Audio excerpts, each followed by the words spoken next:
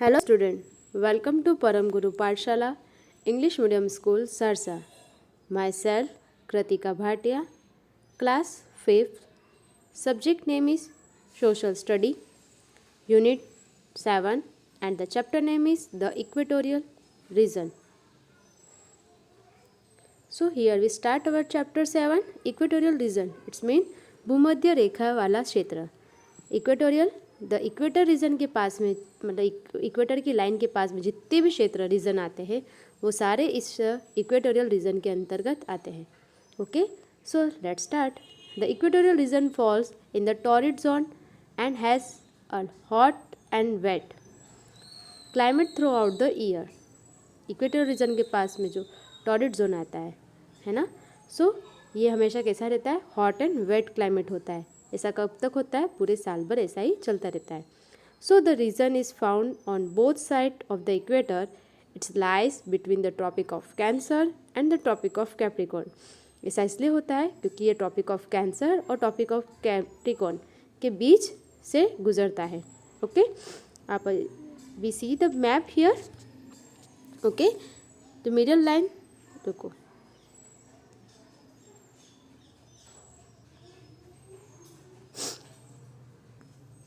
the center line is equator line. Okay, and here the topic of cancer and topic of capricorn, and here the equatorial region. Okay, सो जो बीच की जो पूरी line दिख रही है जो टॉपिक ऑफ कैंसर और कैप्रिकॉर्न के बीच में चल रही है वो पूरा क्षेत्र किसके अंतर्गत आता है, इक्वेटोरियल रीजन के अंतर्गत आता है. Okay, next is if we look at the map carefully we will see that the place and the continents that come under the equatorial region are South America, Africa and Southeast Asia. Okay, जैसे हमने अभी देखा equatorial region के आसपास कैसे आते हैं, उसी तरह से देखो आर्कटिक ओशन और आर्कटिक सर्कल इसी के अंतर्गत आ रहा है ना. इसी के साथ साथ इसके अंतर्गत जो हमारा साउथ ईस्ट अमेरिका है, अफ्रीका है, एशिया है ना, ये भी इसी के अंतर्गत आते हैं. सो अगर हम देखें तो इसके अंदर कौन कौन से रीजन इसके पास में आते हैं, south America, Africa and south east Asia. Democratic Republic of the Congo, मतलब वहाँ का जो लोकतंत्र है, जो गणतंत्र है वो उस कॉन्गो जो इक्वेटोरियल रीजन के पास से जो नदी गुजरती है उसका नाम है Congo. Okay, so the democratic Republic of the Congo is earlier called the Zaire. पहले इसका नाम ज़ैर था, अब इसका नाम बदल के कॉन्गो हो गया है. Okay, so also lies in the equatorial region and we will be reading about the various feature of this country in this lesson. Location, first we learn about the location. The democratic Republic of the Congo is located in Central Africa.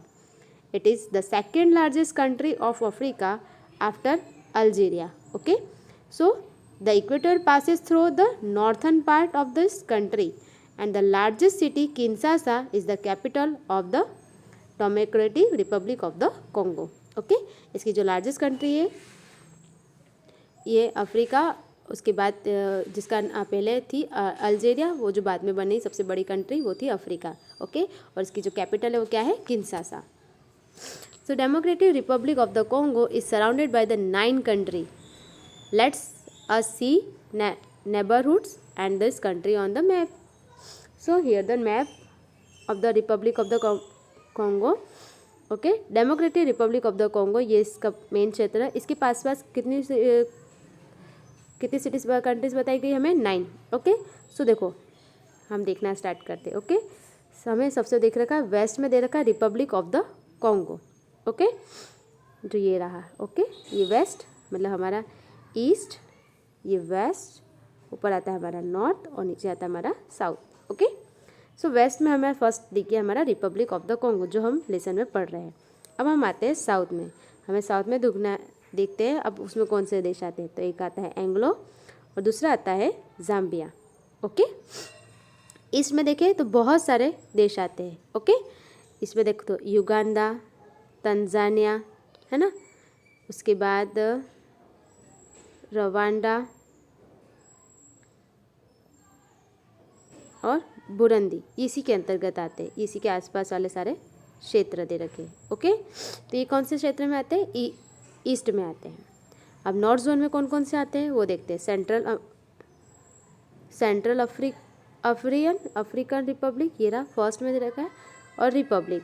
Okay, ये भी इसी के अंतर्गत आता है। ऐसे कितने total कितने हो गए? 1 2 3 4 5 6 7 8 एंड 9। ओके, सो यहाँ द 9 कंट्री। ईस्ट में Uganda, Rwanda, Burundi and Tanzania आता है। साउथ में एंग्लो एंड जाम्बिया आता है। West Republic of the Congo, and north zone में central African and the republic आता है। Okay, so here the map of the democratic Republic of the Congo by surrounded by 9 country. Okay, geography of this country, the Democratic Republic of the Congo has an area of 9,05,354 square miles. Okay, it's approximately 23,44,858 square kilometer. It's too long, right? So the western tip is country is the touched by the Atlantic Ocean, and the country lies in the center of the Congo River basin. So the river Congo is the main physical feature of the country and the cover almost the whole country. जो हमारी river Congo है ये पूरी country को cover करते हुए चलती है, इसको दे रखा है ऐसा है। So the river basin is the west low laying around surrounded by mountain and plateaus. ये ऐसा इसलिए है क्योंकि इसके आसपास माउंटेन्स और प्लेटू से ये घिरा हुआ है। It is called the highway of central Africa, इसलिए इसे हाईवे ऑफ सेंट्रल अफ्रीका भी कहा जाता है। It is surrounded by the mountain and plateaus and the Rwenzori range lies in the north east. इसी के पास में आता है हमारा रिवनजोली रेंज जो नॉर्थ ईस्ट में है, and the Mitumba mountain range lies the south east. Okay, and the Margherita peak is the highest peak in this mountain.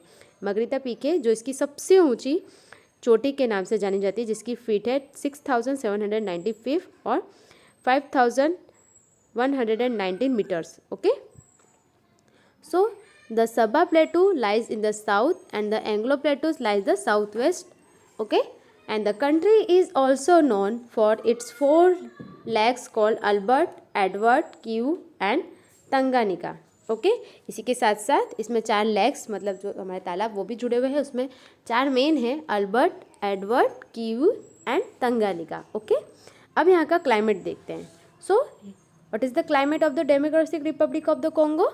The lies in the torrid zone, okay, and has a tropical climate. Okay, यहाँ का जो climate है वो कैसा है? Tropical climate के साथ चलता है, बिकॉज ये टॉरिड जोन में आता है।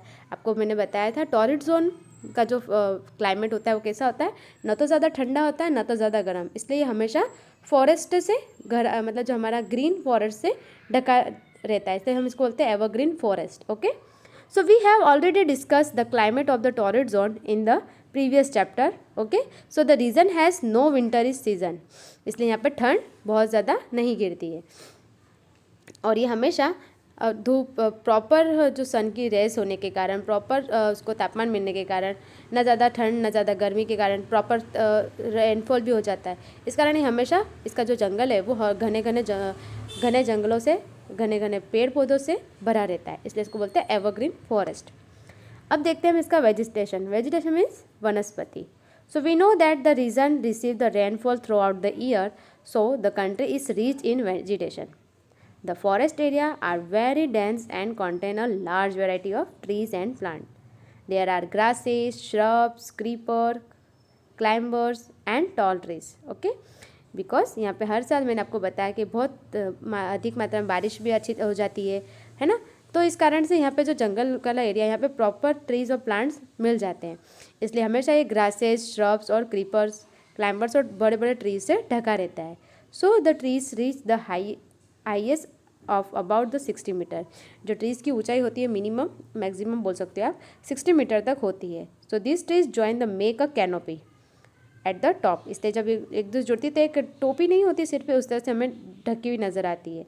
So the canopy block the sunlight and make the forest dam and dark, इसलिए जो ऊंचे ऊंचे जो पेड़ है, जो कैनोपी छत की तरह ढक जाती है तो सन की रेज नीचे नहीं गिरती, तो ऐसा लगता है हमेशा ये अंधेरों से ढका रहता है। Okay, so the trees shed leaves at different times of the years, and these forests stay green all the years around and thus they are popular known as evergreen forest. Okay, next is animal life. अब हम देखते हैं यहाँ का animal life कैसा है ना. So the forest or grassland make the democratic Republic of the Congo at the natural habitat for the wide varieties of animals. यहाँ पे बहुत सारे वेराइटीज़ के एनिमल्स देखने को मिल जाते हैं क्योंकि जंगल बहुत ज़्यादा घना और हरा भरा है ना, इसलिए यहाँ पे जो एनिमल्स है वो भी बहुत होंगे. So here the monkeys, chimpanzees, gorilla and baboons swings freely from trees to tree. An elephant, hippo, lions, giraffe and rhino are seen in the marshland. So, the rivers and lakes are home of fish, alligators and crocodile. Many types of snakes are also found here. Antelopes, giraffe and lions live in grassland. Okay. So, the colorful birds and butterfly are found in large numbers of here. But it is very sad that hunting has reduced the number of animals there by making some animals accident. इतना सारे animals और इतने सब होने के कारण जो hunting जो लोग जो शिकार करना पसंद करते हैं वो लोग इन जानवरों को मार देते हैं, है ना, उन्हें शिकार करना पसंद है इसलिए. और कुछ लोग इन जानवरों का यूज़ उनकी खाले बेचने में और सॉल्व करने में भी वो करते हैं. इसलिए ये लोग इसके कारण है ना जो जंगलों में जानवरों की जो एनिमल्स की लाइफ है वो बहुत ज़्यादा बहुत रेयर हो चुकी है. बहुत उनको तकलीफ़ देना बोल सकते हैं और बहुत तकलीफ़ होती है क्योंकि अब एनिमल्स रहे ही नहीं, है ना. चलो. So the hippopotamus is the one such animal that the considered the endangered. The baboons and the pygmies chimpanzees are found only in this country. अब इनके अलावा सिर्फ दो एनिमल्स ऐसे हैं जो हम इस जंगलों में ढूंढ सकते हैं, वो है बबून्स और pygmies chimpanzees. Okay. Filling the blank. The Democratic Republic of the Congo has a blank climate. Which climate is here? Torrid or freeze zone? Torrid zone climate we have experienced, right? अब हम पढ़ते हैं यहाँ के जो लोग हैं और वहाँ के लोग कैसे रहते हैं और वहाँ का कल्चर कैसा है. Okay. So the people and their culture. So the people of the democratic Republic of the Congo belong the different culture group. Why? Because the region is the thinly populated and the people are secretly in different village and town. So the some people have migrated to town to work in mines and factory and have also adopted western lifestyle. कुछ लोग यहाँ पे अभी भी रहते हैं और कुछ लोग इस जगह को छोड़ के बड़े बड़े टाउन और अलग अलग विलेज में चले गए हैं. क्यों? वहाँ के माइंस फैक्ट्री में काम करने के लिए, है ना, क्योंकि वहाँ का जो लाइफस्टाइल है यहाँ पे प्रॉपर तरीके से उन्हें ना खाना मिल पाता है ना कोई मेडिकल की सुविधा मिल पाती है. तो उन लोगों ने क्या करा, अपने परिवार को बचाने के लिए और खुद की उनकी सुरक्षा के लिए उनकी सेफ्टी के लिए उन्होंने क्या करा, अब जो इस क्षेत्र से लगते जितने भी गाँव हैं, जितने भी टाउन्स है, सिटीज़ है, वहाँ पे लोग जाके काम करना स्टार्ट कर दिया. So the major portion of the population lies in the village in Congo river basin. तो इसका जो बहुत बड़ा भाग है इस जनसंख्या का वो लोग जो कोंगो रिवर है उसी के पास में एक छोटा सा गांव बना है, वहाँ पे जाके बसने लगे. Their houses are thatched huts and palm leaves. इनके जो हाउसेज है वो हर्ट्स के बने हुए हैं जो प्लाम लीव्स के बने हुए. ओके. पाम लीव्स मतलब एक पत्ती होती है पाम की, उससे उन लोग घर बना के हर्ट्स बना के रहने लगते हैं. So the region of the inhabited were short statue of pygmies. They are very short, measuring less than 150 centimeter in height. यहाँ पे जो लोग होते हैं उनको पिग्मीज बोला जाता है क्योंकि इनकी जो हाइट होती है वो 150 सेंटीमीटर तक की होती है. बोने लोग बोलते हैं ना, उसी तरह से. सो दे lives in a hut and are still hunters and food gathering. ये लोग हंटिंग करती है और उसी तरह से अपना खाना इकट्ठा करते हैं. Very few pygmies still remain in the Ituri forest. और कुछ जो पिग्मीज है वो इटूरी फॉरेस्ट के जो नॉर्थ ईस्ट में है वहाँ पे जाके बसने लगे. And the large number of Congolese are Bantu Negroes. और इसकी जो बहुत एक प्रजाति है बंटू नेगोरेस करके, वो लोग कॉन्गोलेस नदी के पास में रहने लग गए. So the official language of this country is French and Lingala.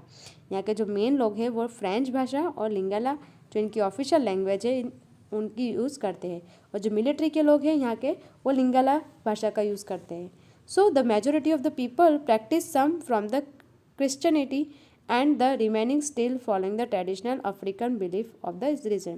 यहाँ के जो लोग हैं वो क्रिश्चियनिटी को अपना रखा है और यहाँ के जो ट्रेडिशनल लोग हैं उन्होंने अफ्रीकन जैसे जो रहते हैं उसी तरह से अपने रिलीजन्स को, अपने क्षेत्रों को और अपनी कल्चर को बनाए रखा है। ओके, अब आते हैं हम इसकी इकोनॉमिक पे। सो यहाँ की अर्थव्यवस्था कैसी है? So the country has the rich natural deposit of minerals. Obviously यहाँ का जो फॉरेस्ट है वो एवरग्रीन फॉरेस्ट है, तो यहाँ का जो इकोनॉमी और यहाँ का जो नेचुरल मिनरल्स है वो भी हाई होगा, है ना। So the deposit of minerals and the leading produce the industrial diamonds. Okay, यहाँ पे डायमंड्स भी मिल जाते हैं आसानी से। It is also the product produce the after about the half of the world's cobalt. Other minerals including copper, gold, silver, zinc, magnesium, tin, germanium, uranium, radium, iron, ore, core and bauxite. Mining is the chief industry and other industries including cement, paper, chemical, petrol, soap and textile. So wow, यहाँ की economy कितनी ज़्यादा अच्छी है ना, जहाँ पे सारे मिनरल्स, सारे आयरन, सारे कोल, है ना, सारे जितने भी हमारे इंडस्ट्रियल प्रोडक्ट्स है वो सब एक जगह पे आसानी से मिल जाते हैं। So water is the एब्यूडेंस here. Electricity, यहाँ पे पानी मिलना फिर भी दुर्लभ है।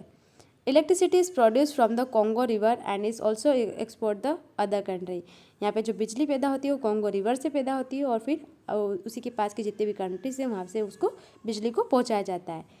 And in the past, the European exploited the natural resource of the country for their own benefit, keeping it under foreigner rules for many years. In 1960, the country became the independent, but still people have been unable to fully until their vast mineral resources.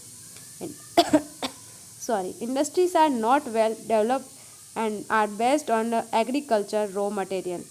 यहाँ की जो industries area है वो बहुत ज़्यादा पिछड़ी हुई है, क्योंकि यहाँ पे कोई प्रॉपर तरीके से ने बताने वाला नहीं है कि इस वर्क को कैसे किया जाए, है ना।